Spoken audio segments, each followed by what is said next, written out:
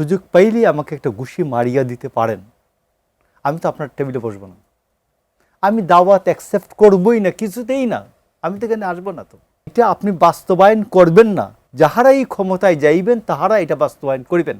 তো ডক্টর ইউনূস সই করলে এখন জেলে থাকতো, ডক্টর ইউনূস সই করতে পারেন না এবং রাষ্ট্রপতি এটা সই করতে পারেন না।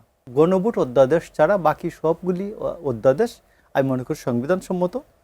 গণভোট অধ্যাদেশটার সম্বন্ধে বিতর্ক আছে, যেহেতু ওনারা বলবেন যে এর আগেও তো এইরকম কাজকর্ম হয়েছে, সংবিধানের কিছু বাইরে গেছি, সংবিধানের কিছু ভিতরে আসছি, এই জন্য এটা ঠিক আছে, এটা নিয়ে বিতর্ক নাও করতে পারি। এখন আমার ভাইরা বলেন 152তে ব্যাখ্যাতে আদেশ অধ্যাদেশ এইগুলি সহ সবগুলি আইন বলে বিবেচিত হবে। ব্যাখ্যাতে বলা হয়েছে, মানে এর অর্থ এই না পরবর্তীতে আদেশ জারি হবে। তো এখন আমার কথাটা হচ্ছে যে আমার মনে হয় যে আজকে বিএনপি যে কয়েকটা দেখলাম আদেশ তারা বলছেন যে অধিকতর বিবেচনার জন্য, এবং বিরোধী দল যেহেতু কথা বলেছেন তাদেরও আরও বিবেচনার জন্য এই অধ্যাদেশগুলি পরে আলোচনা করে পাশ করবেন। আমি মনে করি যে এইগুলি যদি, কারণ এই অধ্যাদেশগুলি আমাদের দরকার।